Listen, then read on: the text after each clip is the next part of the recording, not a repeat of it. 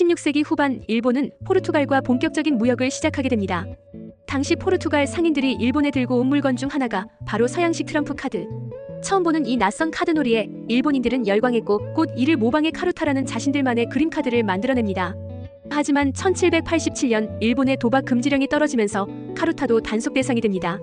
그런데 인간의 본성은 하지 말라면 더 하고 싶어지는 법이죠. 일본인들은 이 규제를 피하기 위해 아예 새롭게 카드놀이용 그림 카드를 만들게 되는데 그것이 바로 하나후다, 즉 화투의 시작이었습니다. 그리고 일본의 놀이패 하나후타가 한국으로 넘어와 화투라고 불리게 됩니다. 화투는 글자 그대로 꽃으로 하는 싸움이라는 뜻인데요.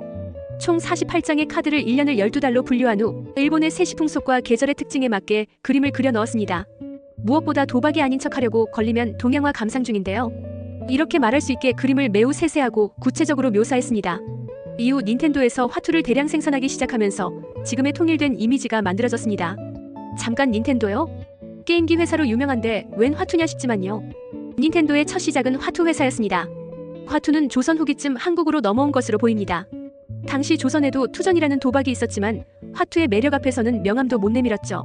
광복 이후 반일 감정이 격해지며 한때 화투를 멀리하려는 움직임도 있었지만 이미 고스톱의 단맛을 알아버린 한국인들은 금세 다시 화투를 손에 쥐게 됩니다. 단 한국에서는 그림을 단순화하고 일본적 요소를 제거했으며 인쇄를 간편하게 하기 위해 검정, 빨강, 파랑, 노랑의 사색만 사용하여 한국식 화투가 완성됩니다. 1월 송악. 1월은 송악을 상징합니다. 소나무와 학이 그려져 있다고 해서 송악이라고 불리지만 학은 있는데 소나무는 대체 어디 있다는 건지 도통 알 수가 없습니다. 설마 옆에 까만 선인장같이 생긴 게? 네, 맞습니다. 소나무입니다. 일본에서는 신년이 되면 대나무와 소나무로 만든 카도마치라는 것을 집 앞에 장식해 놓는 풍습이 있습니다. 그래서 1월의 상징으로 학과 소나무를 그려 넣은 것입니다. 일본 화투를 보면 좀 더 소나무 잎이 확실하게 나타나는 걸 알 수 있습니다. 2월 매조. 2월은 매화입니다. 매화나무 위에 앉아있는 새 이름은 휘파람새입니다. 음력 2월에는 매화가 피는 시기인데 이때 일본으로 돌아오는 철새라고 합니다. 3월 벚꽃. 3월은 한국과 일본 똑같이 벚꽃이라고 부릅니다. 벚꽃 아래 광에 그려져 있는 검은색 이것. 무엇인지 궁금하셨죠? 이것은 만막이라고 합니다. 야외에서 만막을 치고 벚꽃놀이를 즐기는 모습을 표현한 것이라고 합니다. 4월 흑사리. 한국인이 가장 잘못 알고 있는 화투패 4월 흑사리입니다. 그림의 새는 음력 4월 동남아를 떠나 한국과 일본으로 모여드는 철새인 두견새입니다. 그리고 검은색 성냥머리같이 생긴 것은 한국에서 흑사리라고 부르는데요. 사실 등나무입니다. 녹색과 보라색을 모두 검정으로 칠하다 보니까 등나무와는 전혀 상관없는 흑사리가 돼버렸습니다. 그리고 패를 제대로 보이게 하려면 카드를 이렇게 뒤집어서 위에서 아래로 늘어져 있는 방향이 맞는 방향입니다. 5월 난초. 다음은 5월 난초입니다. 한국인들은 이 꽃을 난초로 많이 알고 있지만 일본에서 아야메라고 해서 꽃창포를 가리키는 말입니다. 노란색으로 그려진 이것은 야츠아시라는 일본식 다리.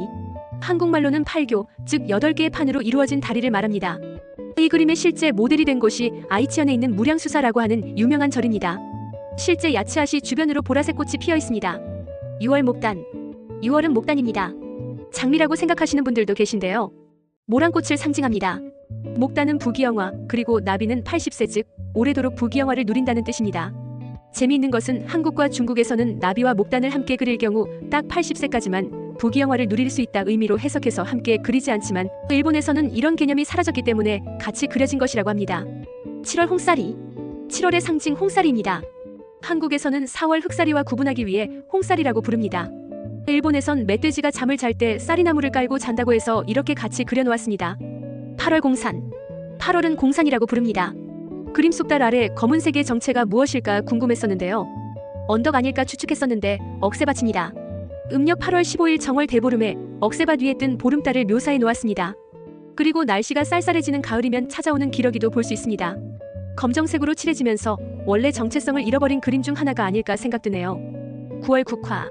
9월은 국화입니다. 흔히 굿상피라고 부르는 10끝에 있는 정체모를 이것의 정체는 바로 술잔입니다.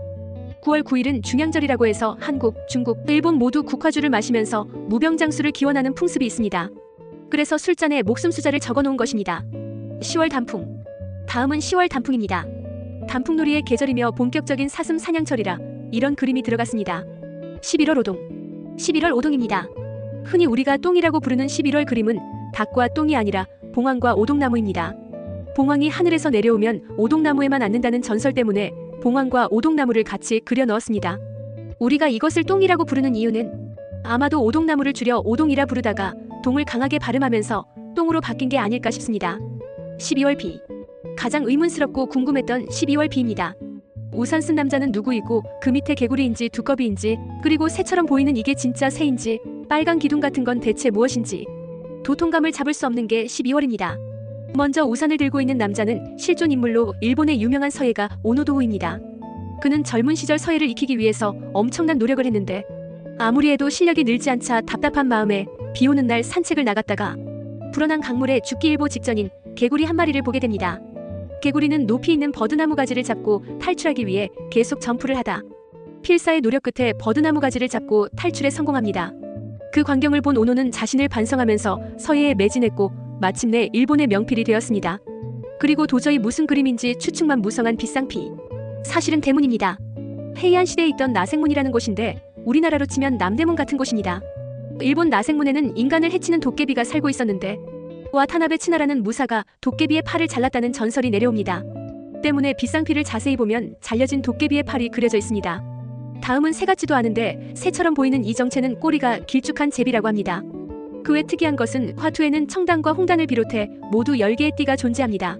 이 많은 띠의 정체는 신사나 절에서 쉽게 볼 수 있는 소원을 적는 종이입니다.